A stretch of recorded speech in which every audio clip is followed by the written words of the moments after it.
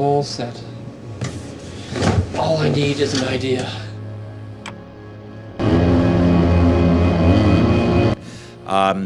Most of the time writing is spent not writing. It's spent climbing the walls, trying to figure out what to do. Everything I learned as an actor, studying acting for 6 years, I've basically applied to writing.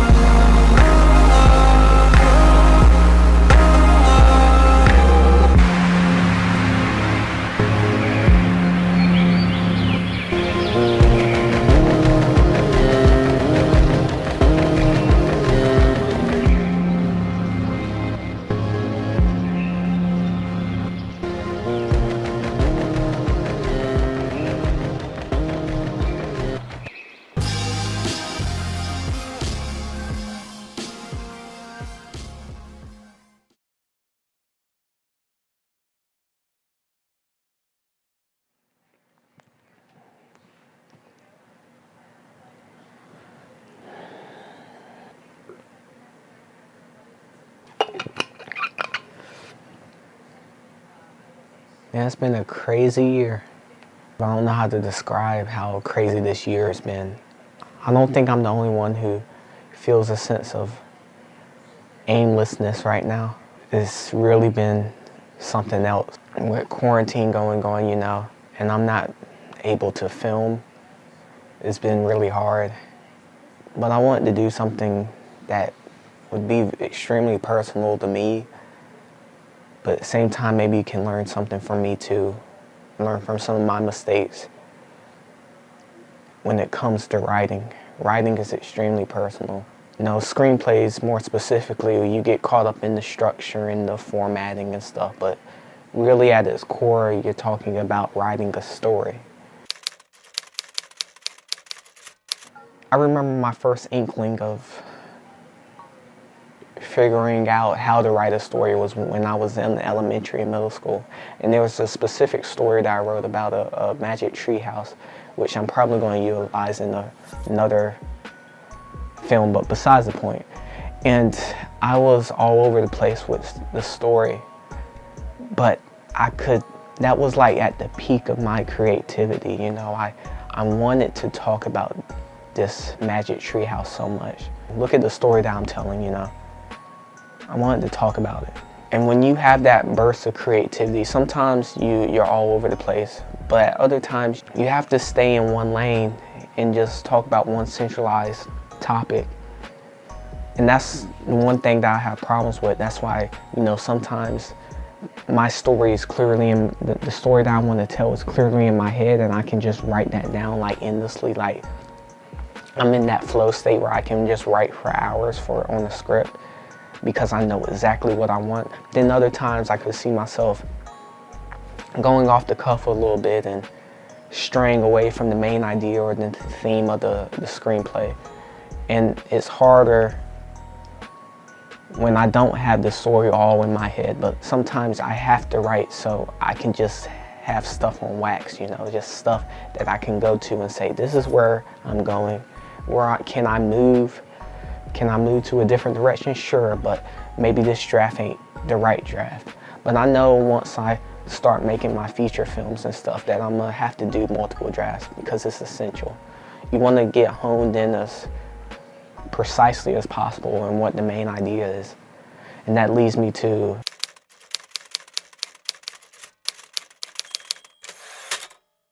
So like how I used to come up with ideas, I used to walk around, I don't do as much as anymore, but I used to walk around with a notebook and I would write specific ideas about an idea for a script or something, a story that I want to tell, but usually it doesn't go there.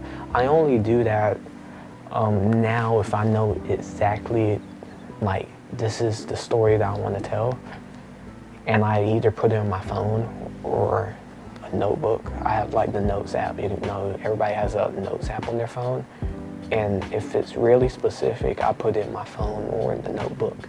But I don't like just write just to write anymore in my notebook. Everything I'm doing with, like, when I put my ideas out on wax or paper or on my phone, you know, so to speak, it's with intent. I intend to use it in such a way. Like, I remember when I got this one idea, but the piece was kind of surface level. It was like a surface level idea. But then when something else happened, those two pieces connected in a way that was like, you know what, these two things can like be in sync, and I could use these two parts to like tell exactly what I want to tell, if that makes sense, you know. Sometimes I might write something that I know in the back of my head is going to mean something in the future. And I don't know how to explain that, but it's like a feeling for me, and I'm like, you know, this works well. And sometimes I don't have ideas that work well, and sometimes I just gotta X them out. But everything I do now when it comes to writing and putting ideas down, like in my notebooks and stuff, is with intent, saving paper and saving my time, you know. I'm just trying to be more smart as far as getting the right ideas, if that makes sense. Every idea is good, but it may not be good for the time, or it may not be good at the moment, or it may not be good for the audience you wanna show it to. The one thing that I struggle with the most, you know, and I think a lot of people struggle with the most, just in general, in every facet of life, I think I struggle with procrastination a lot. And not in the sense like I used to. I used to just procrastinate because I was afraid. I just procrastinate now because I want to make, like I was saying, the intent like poignant. I want to make sure that everything that I'm doing makes sense and I'm not wasting my time for no reason. So I'm very selective about like when I write and when I don't, because, you know, I have to get in that flow state. And I'm someone who congratulates myself or pats myself on the back when the big chunk of stuff gets done. It's hard for me to just do a little bit of this and then a little bit of that at a time, because I think that's a waste of time. If you do something, you need to do a good amount of something so you can move on, you know. And that's a good and bad thing, but I don't think of it as like a weakness for me. I think of something that I can use as like a strength. Screenplay length, I don't know how to describe like what makes a long enough screenplay. I really don't know how you would define that. I would say like maybe 120 pages is short enough, or 140 pages is long enough. I don't know, because I haven't written a lot of them, a lot of scripts. I've written a handful compared to people in the industry who wrote 40 or 50 or 20. Screenplay length don't concern me at all, because, you know, a lot of these screenplays that I want to write and a lot of these screenplays that I've written, I want to make myself. I want to make them myself. So length doesn't matter to me. The story can be as long as it needs to be to serve its purpose. If it's 2 hours and 30 minutes, you know, so be it. If it's 1 hour and 20 minutes, you know, so be it. When it comes to writing for a specific genre, I don't do that anymore. When I was younger, I used to only focus on like sci-fi action because of Star Wars, but I don't do that anymore. I focus on like character dramas, thrillers, because that's where every good story starts from, and then I can expand. It could be like a character drama with an action twist, or a drama or a horror thriller twist. But at the main core, when I come up with these ideas, I start with emotion or a feeling or an event that has made me feel some type of way, where I could be like, you know what if I can talk about this emotion, but in a way that's that's bringing this character into life with this set of circumstances. I think about that. I don't think about like, oh, I want to make a thriller, so I actively pursue that. No, or a horror, I don't do that. Because I think more importantly, I think the emotions matter more than, the emotions and how you feel matter more than picking a genre. The one thing that a lot of people can do if they want to really write scripts is watch your favorite movies and look up the scripts for them. Because you probably find any script known to man from a movie, a well-known movie online. I doubt you won't find any, like a movie without a script online that's well-known. That's what you can do, and then you can obviously read thousands of books or take a class, but for me at least, I think like the best lessons are like you actually doing something instead of worrying about the minutiae of and the technicalities of the specifics of writing. Because I keep using my first script as like an example. I didn't know what I was doing at all, in a sense, but I knew how certain points in the movie should be. I knew that like, this is how I want to write it. It may be kind of convoluted on the basis of writing a good script, but I knew exactly about how I should write the dialogue or how I should format the pages on a surface level, and then you can build on top of your skills. Like I wasn't good with scene headings and transitions and stuff on my first script, or like dialogue and pacing. And as I kept going, as I learned more theories and stuff, I got better. Not to say it's not bad to have classes about this, but I think the best teaching is when you're actually doing it. And that's really all I can say about it. I don't know if I can advise on like, this is what you need to do to be a screenwriter, because I think everybody has the innate ability of telling a story. We've done it for thousands of years, and we will continue to do it. And people in generations and generations will hear our stories, even if it's not like a motion picture or a screenplay. It could be something else. But I think humans have the innate ability of telling stories if they want to. Well, around that time, early elementary or early middle school, I had a lot of inspirations to pull from. I didn't know what I wanted to do in my life, but I had a lot of inspiration around me. I played video games a lot, and I still do. And those are kind of like where it's like escapism. It's like a playground for my mind. I'm tactile moving a controller. I'm manipulating a controller to let a character do something. And while I'm doing that, I'm thinking about scenarios of how this video game can be better, or this story could be better. I would do things out of the ordinary when playing video games. Around when I was 5 or 6 years old is when Star Wars came out. It was Star Wars for a new generation. It was actually the closing for the new generation, a closing movie for the new generation, the prequels. And I saw episode 3 for the first time.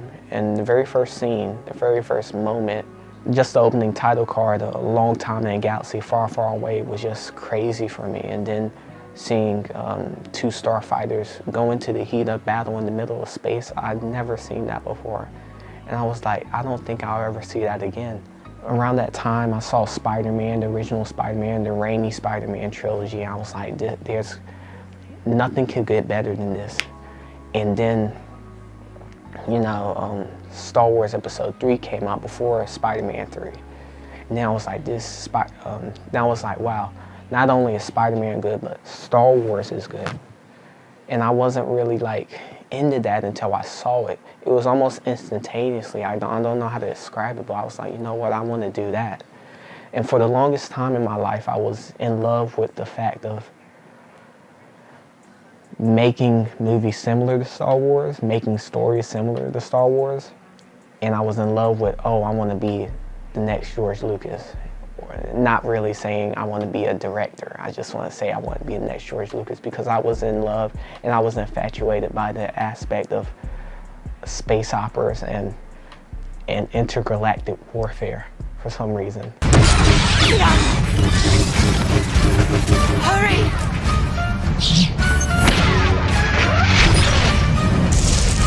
No!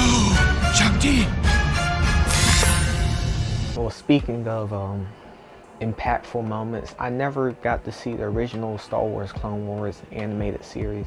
And what I noticed especially about this one is that it's very stylized and it's over the top, even more than the current animated series that just wrapped up a couple of months ago. It's so stylized, and it makes sense because it's by the same animators who did Samurai Jack. What's special about this one too is that like it shows the backstory before the very first scene, the one scene that I love to death, that made me fall in love with Star Wars. It shows the backstory of the very first scene of Star Wars Episode 3. And the one thing I like that's pretty cool, that's like before Episode 3, the beginning of the movie, I like where, you know, that one trooper just says, Number 4 needs reinforcements. We are being overrun. Repeat, we are...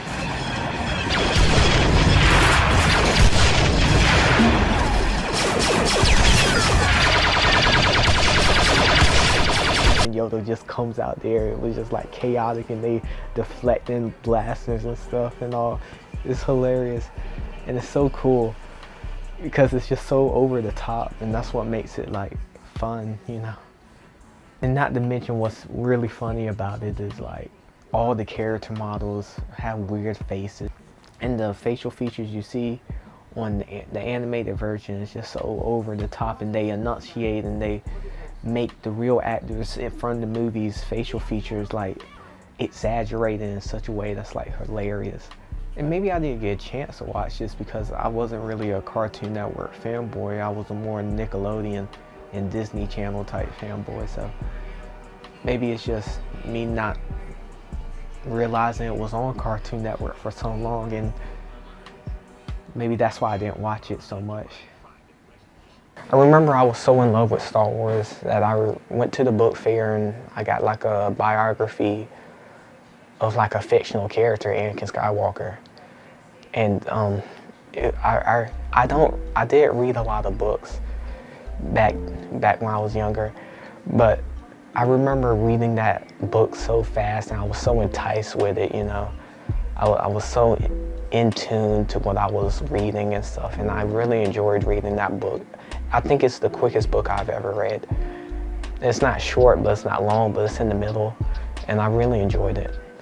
Then around that time when I finished the book, I realized like, wow, if you really enjoy a story, it doesn't matter how many times you read it or look at it, you're still going to enjoy doing it.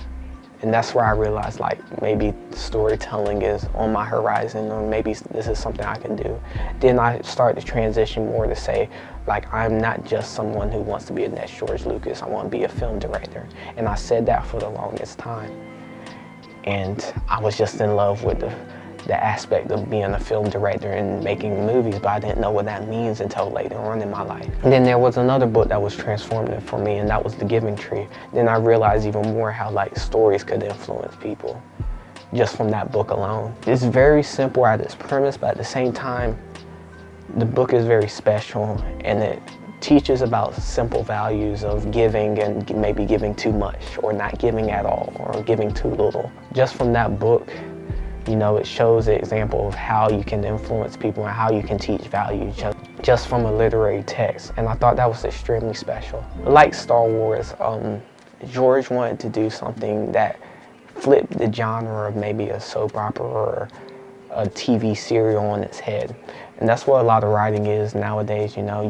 You want to flip the script or flip the narrative when it comes to writing your own original work. Nothing is 100% original, but it's a parody on itself. And we are our own influences. We pick from different people and we put it into our work. I don't know who I get my influence from the most, but George Lucas is at the top of that, just from influence of telling a story that's completely different. I'm very little on dialogue when I'm writing my script because I know I care about the visuals more than than exposition through dialogue. There's so much you can tell without saying anything. A lot of our interactions with people are visual, facial expressions, moments, actions. You know, we act on those things. You know, act one, you know, you start with the very first page. That's the equalizer with every screenwriter. You start at the first page and you got to get to a specific page at the end, maybe 120, maybe 140, maybe 180, it doesn't matter. I know specifically when I first started writing, I was very loose and I didn't know about structure. I didn't care about structure. And at this point in my life, I really don't care at all about structure right now, but I understand its purpose. I understand what structure really is in a screenplay. For example, I was going to sell my first script when I was a freshman in high school. It took me 4 years to finish that script. 178 pages is ridiculous. And on top of that, the dialogue was like this long, and then the action lines were about this long, and it was just like a cornucopia, just craziness in one script. We interrupt this program for an important news announcement. Alright, so I thought this was cool to take a detour in the story a little bit at this point. Before we continue on, I want to talk about one of my earliest attempts at making a screenplay. And this was it right here. Looking back at this, it's hilarious because it's like a Frankenstein mix-match version of a script. The format is all over the place. The action parts are just too lengthy. It's weird. A lot of dialogue. Just a lot of dialogue, I see. It's weird looking at it just with fresh eyes and not really understanding what I'm looking at myself. I initially want to I initially wanted to make this script to be the first one that I ever sold. I started this script when I was a freshman in high school, and I was intending to sell it that same year. 4 years later and 142 pages later, I come up with this script itself. This script itself lost its mystique entirely once I was headed out of high school. But this really shows that if I'm committed to something, that I can fall through and eventually get it done. Just like this documentary.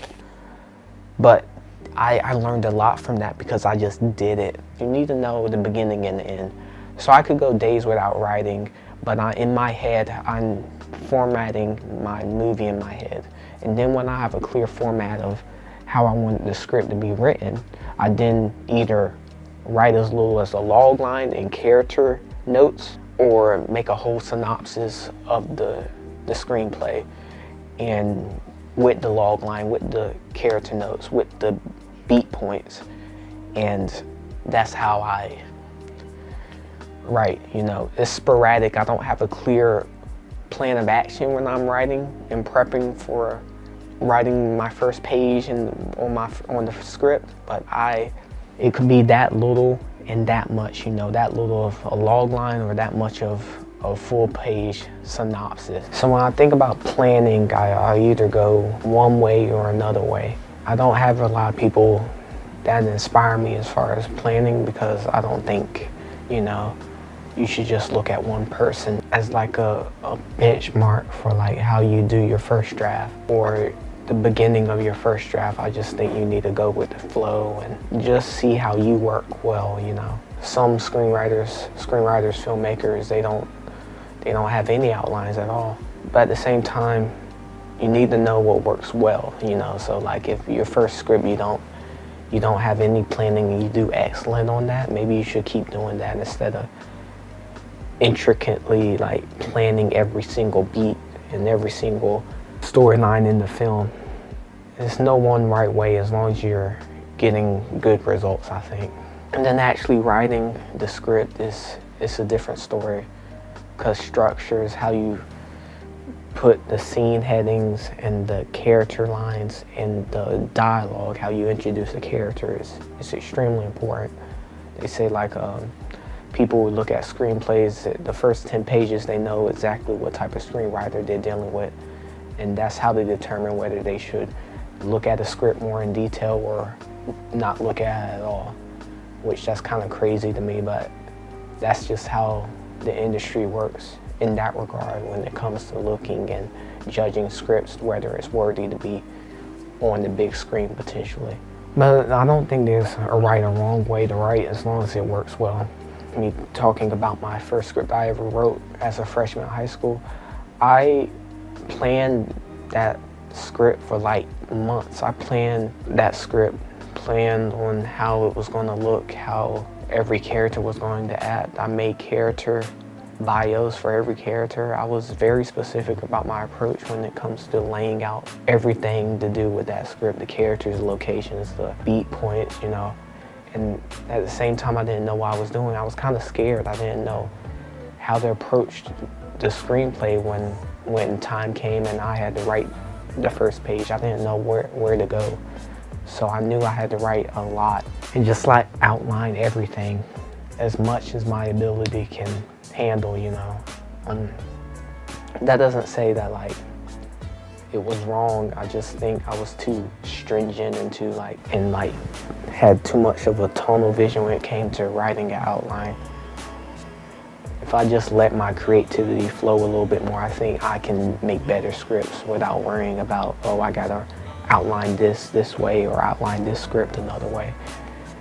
And that was a good learning moment. Now recently I've been writing this one script, and I wrote this script at a time where I was extremely frustrated. But what happens with your emotions and stuff, you don't have the same emotions all the time, so it's kind of hard to keep that same energy consistently.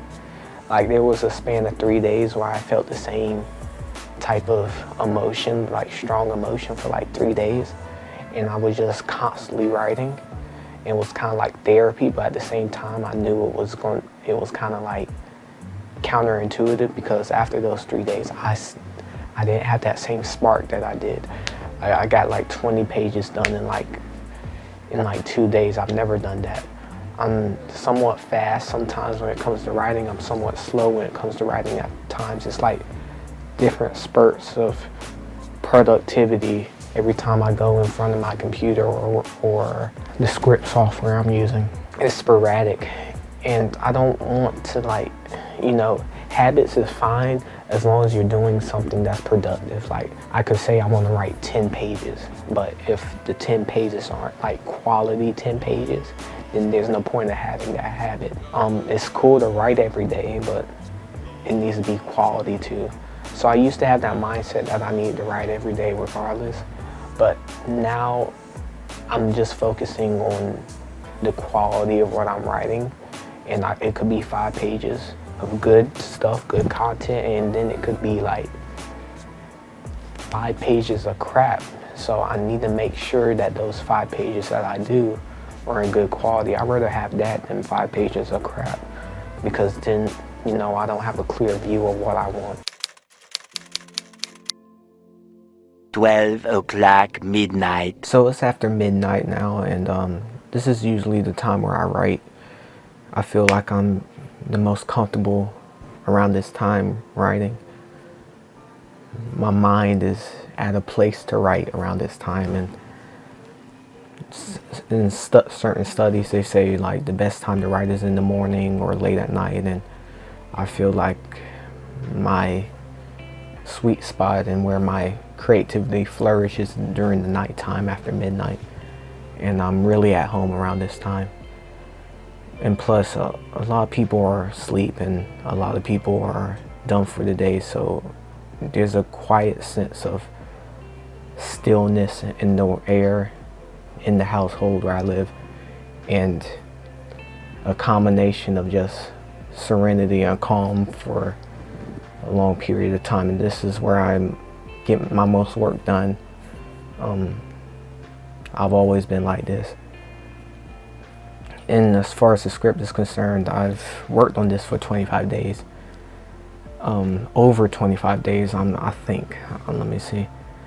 Yes, it's just over 25 days. And this has been the quickest turnaround for me when it comes to writing and getting a lot of writing done on the script. I'm 20 pages deep into a script that I'm writing, and I haven't worked this fast. Believe it or not, I take my time with a lot of stuff, but the one thing that I want to make sure, which I couldn't control circumstances because of holidays, but the one thing that I make sure I try to do when I'm working on anything, not just writing, is to get it done as swiftly and as efficient, not fast, but efficiently when I have those ideas, so it doesn't run my mind. Even though I have notes that I keep in this notepad or just notepads on my desk, I try to do these scripts and these stories that I have in mind all in one sitting, because I don't want to get caught up in the minutia and the intricate details of formatting the script. I just want to get it done. It's called a throw-up draft for a reason. You just want to have those ideas on wax so you can sharpen and formulate them. I'm trying my best every day to be as swift as possible when writing my first drafts, and I'm happy with the result, even though I took a little bit of a hiatus because of the break and the holidays. I want to make sure that I'm consistent and has that steadfast attitude to continue writing regardless of what's going on. And what helps a lot of people is having a writing routine. I'm trying to develop that, and I think I'm doing better each and every day when it comes to when I write and how I write and how fast I write and how swiftly I can do it. Going halfway through your script and you're moving through Act 2, that's where for me I have my most issues, because you're at a stalemate and maybe you don't have a lot of B plots, that like subplots that have nothing to do with the story. You just got that main plot and you don't know where you're going. It's just like in a stalemate, and it's just like fizzling out and dragging out. I still don't know what's a good way on approaching like the midpoint.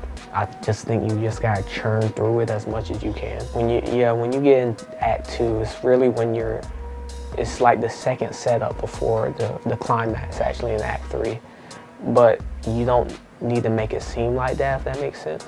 It needs to be seamless, and you need to transition from Act 1 to Act 2 in a seamless way where you're familiar with the characters now, but maybe throw in a little wrinkle in there to throw them off a little bit, and to put them into that plateau of like conflict, and that could lead up to Act 3. And about like habits and stuff, I really, for me to get into the zone, I don't even want to know you're near me, or I don't even want to know you're there. I listen to like a specific playlist that I have saved, and I just zone in 100% to my writing.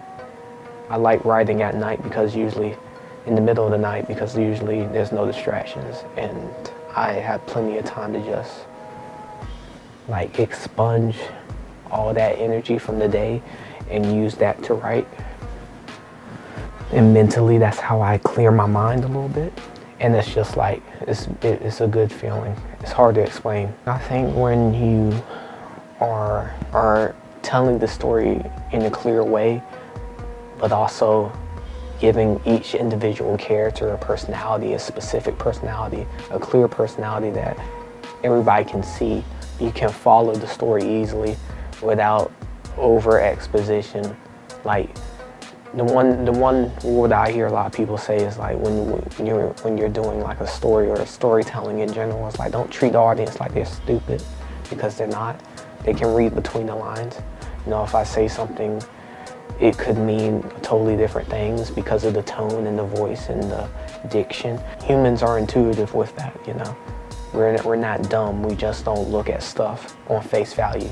There's always a backstory with something. that's hard for me to like translate on the page, because I could probably do it if I'm directing people to do that, but translating on the page is even harder, because you gotta write in a way that hints to character intentions, and so that's hard for me. And not only that, it's just kind of weird when you think about it, writing in a way that's suggestive to a certain idea. It's weird, because we in screenwriting format we write in third person, so it's not first person where you're like, oh, I feel like this or I feel like that. It's third person where we're observing a story.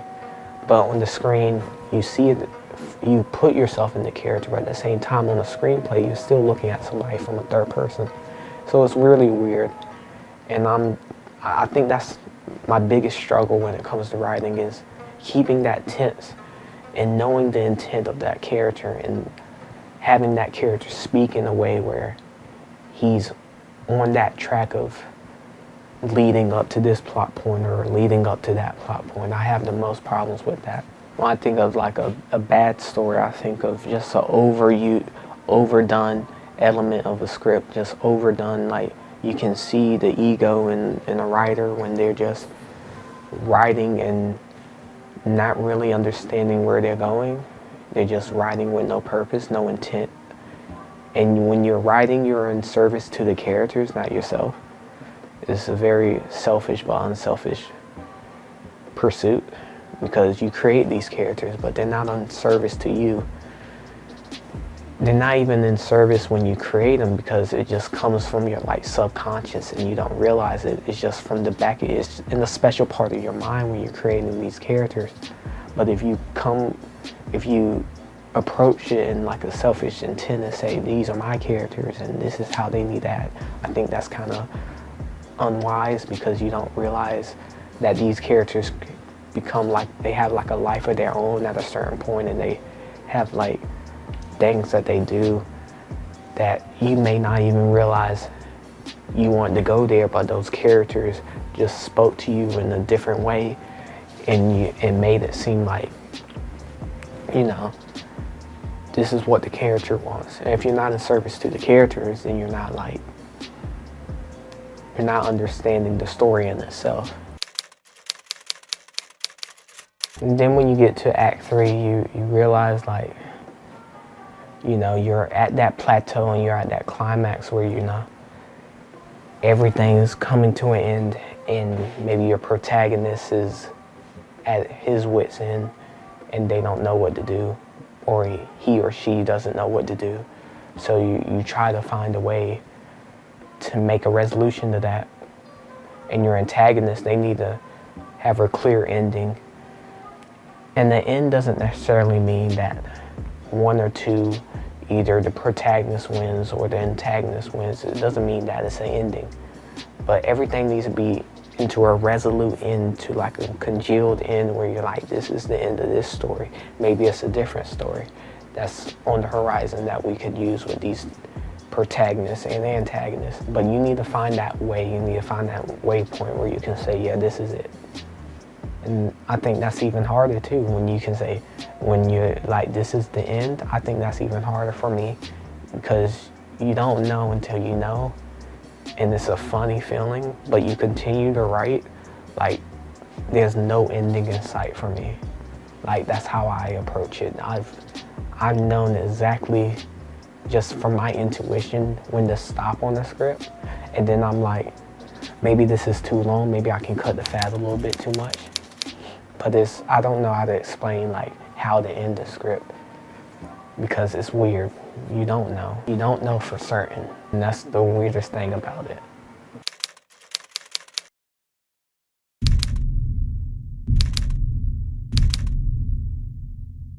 So when you think about finishing a draft, for me, I think about like, what alterations can I make that can advance the narrative and advance the script in a way that's productive for the story? Like, how can I tell a cohesive story and trim the fat from the drafts that I've already done? Like, usually my first draft is the roughest. It's called a throw-up draft. A lot of people call it a throw-up draft for a reason, because you're just throwing paint on the walls and seeing what sticks.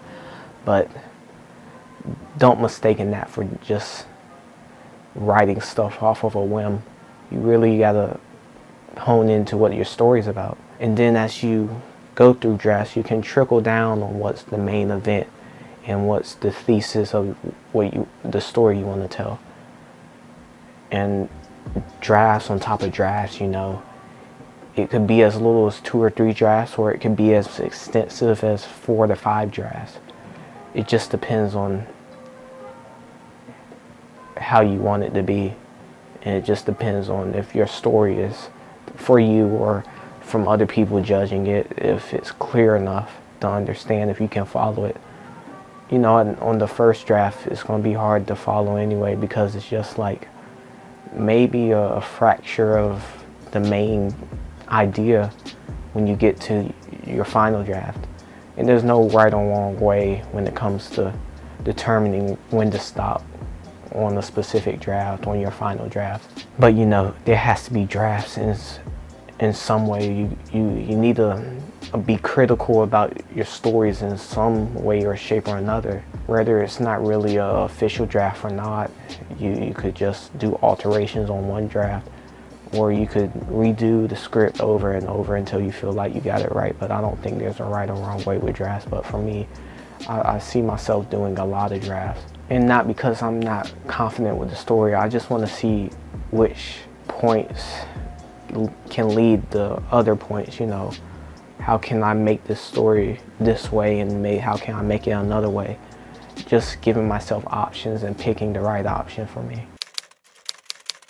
Right now, writing this script right now, I'm halfway through. I'm on page 50. I've never been this quick when it comes to writing a draft. It's been over 30 days, and I'm extremely confident about where I'm at right now. Even though it's not that far, I'm happy to where I'm at. Speaking earlier, how I was just on a roll in that same space emotionally, writing. I'm happy that I've moved into a more confident space and not writing out of desperation, but writing out of inspiration now. I'm trying to find that balance. Yeah, I'm trying to find that balance with when it comes to just writing because I'm upset, but writing because I'm inspired. I'm trying to find that balance. You know, I've always tried to tell stories that I wanted to tell. I think that's the most authentic way where I can write what I want to write. But being truthful to your craft and not taking it from somebody else is extremely important. Your integrity is really important when you're writing. If I want to write a script, I want to write it myself, and I want to have my own ideas on that page. Sure, collaboration is wanted all the time. I love collaboration. But like when it comes to ideas, you need to hold your ideas ransom, and you need to hold them hostage, because those are what makes you a great artist, is when you have strong ideas, and those are your ideas. They're not taken from somebody else. And what's crazy about that is, like I said earlier, all of our ideas that we've come up in the past and in the present right now, they've been carried on from generation to generation, but in a way where it's new and fresh. So you may not have the freshest idea, but your idea is extremely important. And never let somebody tell you that your idea is not important. But the one thing that you can screw yourself up is the execution with your ideas. The execution is extremely important. And it's important to realize that, so you know how you want to come with a specific script. And the hardest thing for me, and I think it's the hardest for any writer or creative in general, is trying to make that fresh script or that fresh movie. Try to make something that's new and original. I think that's really hard. Not because there's like a drought of ideas. It's just there's a lot of ideas, and you need to pick one that's worth it, if that makes sense. That's good for this time right now, where we are right now, where you are right now. What's this idea that you could use right now for yourself, not only yourself, but other people? Being a creative in general is like an extreme responsibility, and I don't think a lot of people realize that. what you put out there is extremely transformative. It's like media that helps or hinders or creates and destroys. But you gotta decide for yourself what type of thing you want to create that encompasses that. You need to think about not wasting people's time. Think about how to write something that could be seen 20 or 30 years ago. If you truly want to like be a good artist in general, not just an artist who just does it just because they can, then you're just doing it for vanity because I wanted to. That's how I was when I was younger. I was like, I want to be a filmmaker, a film director just because I said I can. And I don't do that for that reason anymore. I do it because I want to make movies and write scripts that are transformative. I think that's extremely important. And like primarily I want to do this for the rest of my life. And I think that it's very important to just have creative integrity in your work and carry on that responsibility of making responsible work that people can look down the road and say, yeah, that's a great piece of content or a great piece of art. And that's all I really care about, and that I'm enjoying it. Sometimes I don't. Like for example, I'm writing, and sometimes I'm getting bogged down because maybe something in the back of my head is saying, well, maybe this ain't right now. Maybe you can jump off of that and do something else. I have those problems. Maybe the script is not polished enough. And when you think that, you just gotta keep going through drafts and drafts and drafts until you feel good about it. Because if you don't trust your inner voice, then you're just gonna listen to other people. And that ain't necessarily good because they just wanna see what they wanna see. Well, if you're trying to show something new, you don't know if people have that interest with you or they have their best interest when it comes to seeing this or specifically. Yeah, listen to people in a constructive way. Listen to them only when they have constructive feedback. Because there's just going to be people who's going to say, no, this is crap or this is great. But with no merit or standing for saying that, there's no reason for them to say that. They're just saying it. So be selective on who you listen to when it comes to making your art and writing specifically. And that's all you really can do. And there's no, if you do that, you're going to make fulfilling art.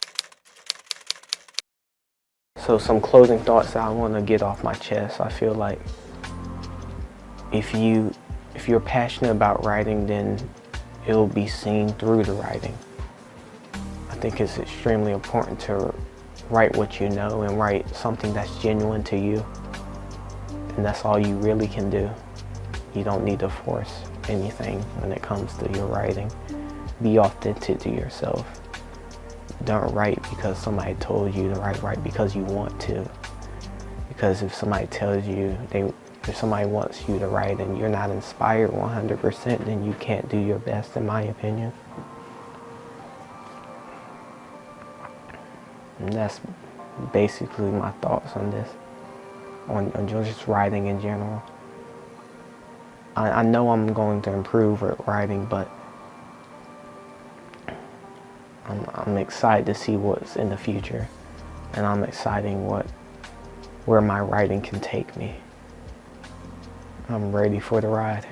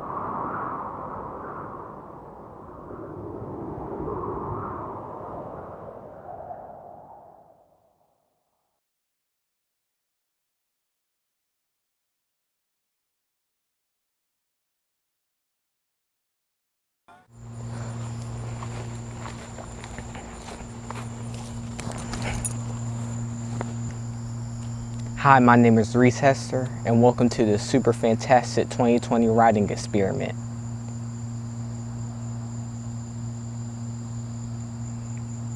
Yo, I got it in the first try.